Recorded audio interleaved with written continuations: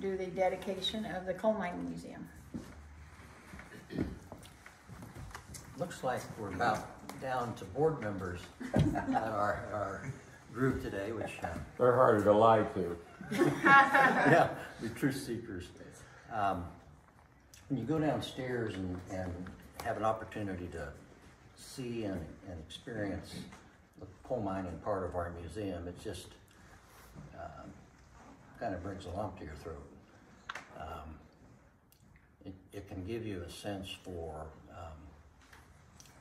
a lot of things, but one of them would be how hard life really was for many people who coal miners and lived with coal miners and had that lifestyle.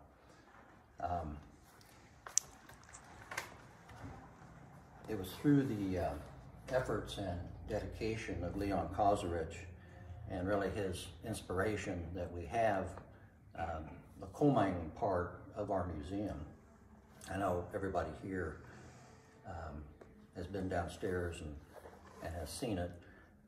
If you haven't, you really need to do that and kind of experience that before you leave. Leon really planned and constructed and built most of this part of our museum.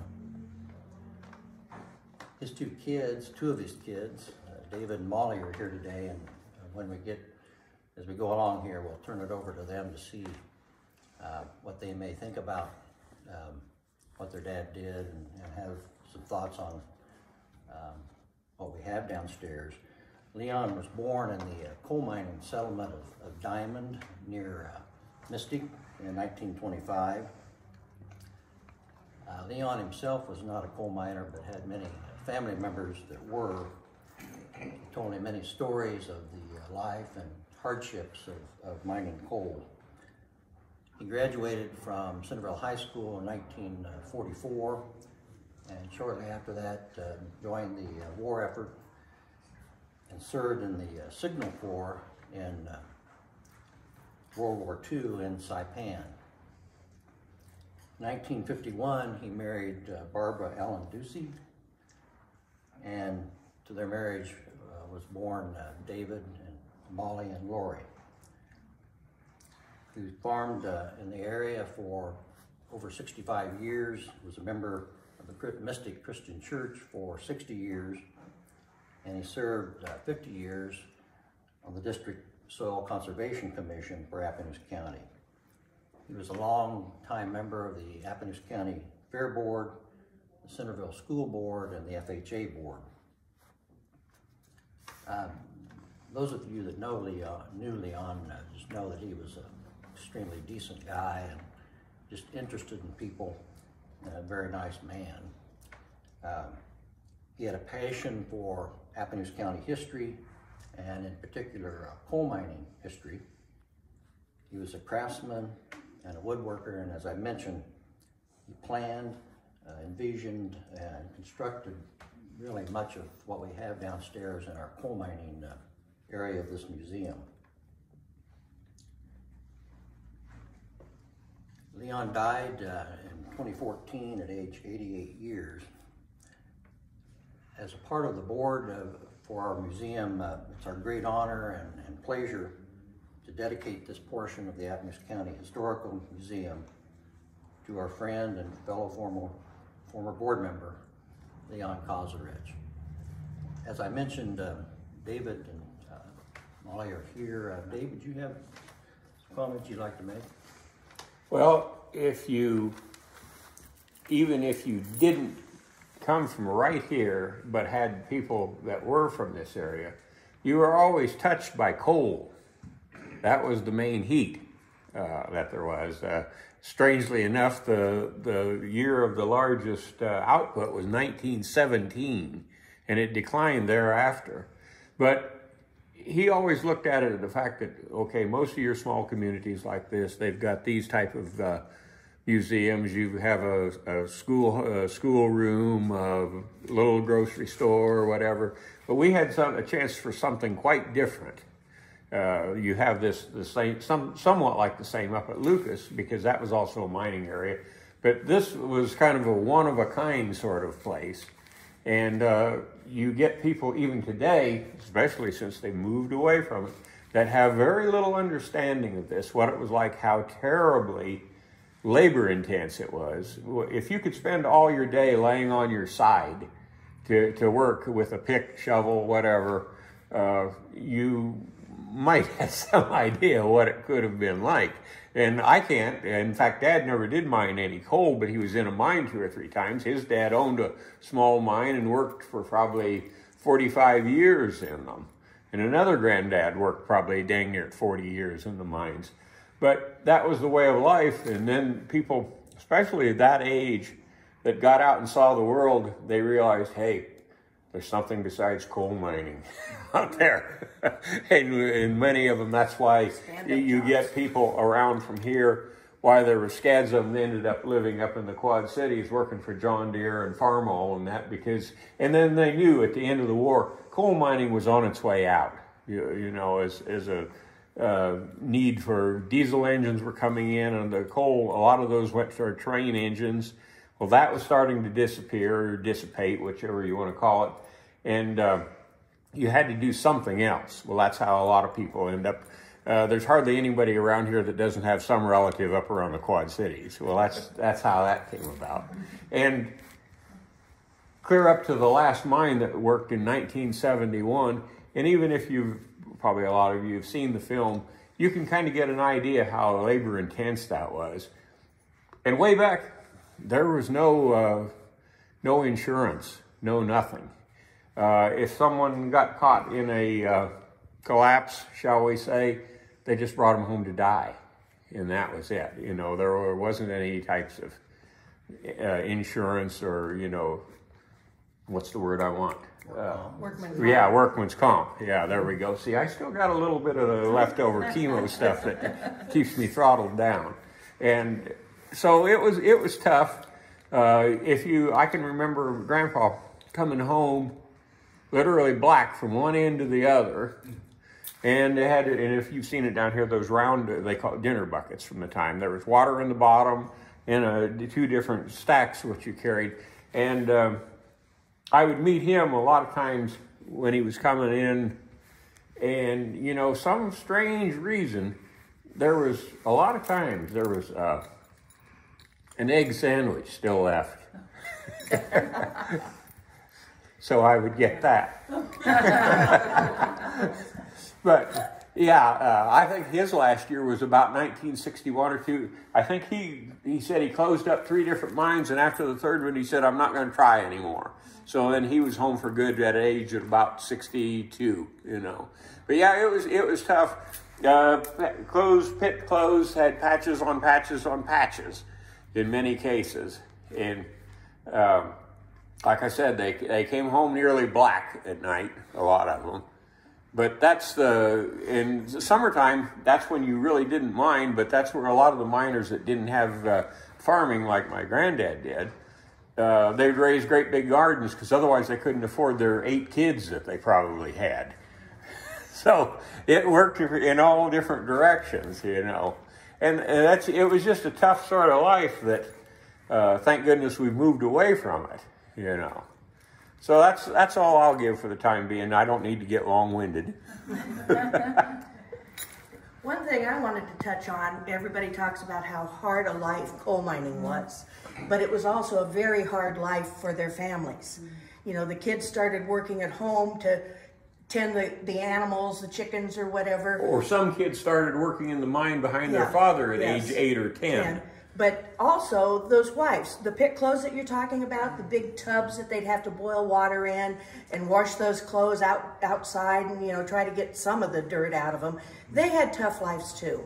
But you think about it, those people that came to mine in this country came for a better life. And this was a better life for them because they gave their children opportunities. And another thing that worked out well is a lot of these were not just Croatians, but English, Irish. They had people that mined back in England and such, so they snapped them up pretty fast around here. Yep. And the one other thing I'd like to mention about my dad was he liked to study. He liked to talk to people that had coal mined. I don't know if there's still that tape around where he got retired miners I together. think it's around, yes. You know, and they just talked about what the life was like, and that was great. Any chance he had to do that, he would. One of the most cherished things he liked toward the end of his life, when he was not very mobile, was when someone would call him and ask about a certain mine or a certain person, or do you know this family? And he just absolutely loved to talk to people. You'd have them on the phone an hour. Yeah, and fill them in on their family, where they lived, what their house was like, who they dated in high school even, you know. He just knew everything about it and absolutely, you know, loved to talk to people about it. And the coal mining part that he has made up, the mock mine down there, you know, he'd been around it. He'd been in a mine, so he kind of knew what it looked like.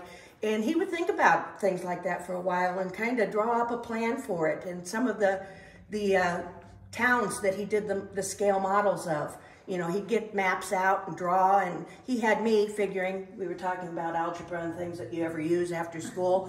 I had to figure the exact curve of the hill on Diamond from the elevation here to the elevation at the creek and how wide it was. But he wanted it to be realistic and, you know, true to scale. I thought I did that. No, he didn't trust you. He sent it to me. Well, I guess I was he out double there checked for this. 2 hours with a hand level measuring off that hill. Yeah. Oh. Well, he just gave me number. Well, you got the Yeah, elevation. I did and the hard work. Yeah, you did. You did the legwork. But he just Literally. wanted it to be, you know, to scale and be precise about it. And, you know, I'm so glad that the Historical Society gave him that outlet to, you know, put in place something that he really was passionate about. He started gathering up little bits and pieces of tools and that long before we got started here. Yes. So he had some things to Yes. go from early on. And I can't tell you how many pictures I have of that mine pony in progress. From, Yes, he carved the mine Yes, pony, if from- anybody didn't from, know that. you Well, know, he tried to find one and getting never could. the box and you know, gluing all the wood together and getting it big enough shape, and then starting to carve it out, and you know, and I'd all like of to the see details. those pictures. Bring us those pictures Okay, sometime. We'll I'll find copy some of them. Yeah, That'd be great. yeah. But you know, thank you guys so much for the dedication to him, and because I know he'd be proud of it, and he was very proud of the work down here. And No, he wouldn't want the dedication. no, he would want the dedication. He wouldn't want the accolades. Oh, okay. So if It just- anybody wants to see yeah. the plaque, Yes. it's downstairs Oh, on the door frame. So Yeah, and another one of his favorite things was to come over to the museum on his weekend to work, or if there was something going on in town, and just sit down there, because he didn't do stairs well, and just visit with everybody that came through. And Yeah. you'd be surprised how many people would come in. And well, was your granddad so-and-so, or did your mom go to school over in Jerome or wherever? Yeah. And he knew so many people, and it just flabbergasted a lot of them when, you know, he knew some of their family. So it That's made it a little more personal for them too. Mm-hmm. But thank you for the dedication. We're only scratching the surface, Yeah. but that's all we can do right now. Thank you, guys.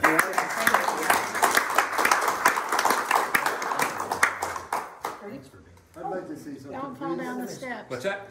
I'd like to say something. Sure, go ahead. I'd like to share a little something, please. Yeah? Yes. Okay. Leon Kozlowitz. And I'd like Nancy to say something also. I met this gentleman, my first visit to the exhibition. I shared this with Dan. And I walked down there to introduce myself to him. And I told him who I was and who my parents were. And he said, "Young man, I knew who you was as soon as you walked down these stairs." I said, "Sir, you must have me confused with somebody. This is the first time I've been back here in about 40 years. He said, "Well, I'm going to tell you, you look just like your grandfather." So, speaking of what you were speaking of, my mother, Leon, and my uncle went to school at Diamond Mine. And then they moved that school up the road a little bit, and the gentleman They just used- tore it down 2 or 3 years Right, ago. they It used finally it fell as in. a storage area Yeah. for hay or whatever. And my father and mother are buried out to Philadelphia Cemetery. Well, anyway, every year we came back, especially Nancy, had to go see Leon. Have to go see Leon, right, you know? And he shared stories about growing up and going to school with my mother and my uncle and his wife, I think her name is Betty. Barbara. Right. Rode on the handlebars of my uncle's Yes. bike into Mystic. That's how they rolled back in those days, right? You know? And I consider it such an honor and a pleasure to have known Leon. And I always remembered that Tennessee Ernie Ford song, 16 Ton, you know, and I owe my soul to the company store because a lot of the things that they were able to purchase, that went on credit, and then the money that they were making or whatever, they got paid in script or something like that, so that the miner, he was pretty much indebted or locked into that particular mine. And I spent time in the military, and I spent time down in manholes digging sewer and pipelines. I worked out here at Morris Foundry. I paid some dues, but I've always been in awe of those miners. What they put up with and what they went through, like I have. And many succumbed to black lung. Yes. Yes. And I have plaques down there for an uncle and my two grandfathers. And yes, I used to speak to him and Rudy Blazevich about their experiences in the mine. And he said, well, Bob, you know, we didn't have any room for prejudice because when we walked out of there, we were all black anyway. You know? So I just wanted to share that with you people. I mean, Leon, he's been an inspiration and a touchstone for me ever since I came back to this area. Thank you, folks. There was also the case of the black miner. You've heard this story. His name was Arthur Miner. All right. And he was always around the area and spoke fluent Croatian. So there were some of these guys that started to make fun of him, you know, hey, is that your brother over there? Arthur Miner answered him back, you know, in Croatian. Yeah. Yeah. They would not put up with prejudice among anybody. Yeah. I'm really glad to meet you because I talked to one of you on the phone I think you talked for a about while. that. Yeah. Well, then you don't want to meet our other sister. I'm a nice one. She'll tell you I'm much older than her, but I'm also the nicer one. I would like to add. I love your dad. He made me feel Yes. at home here, but because I was totally out of the picture here. I mean, I was never in the Midwest at all. And he really pulled us in.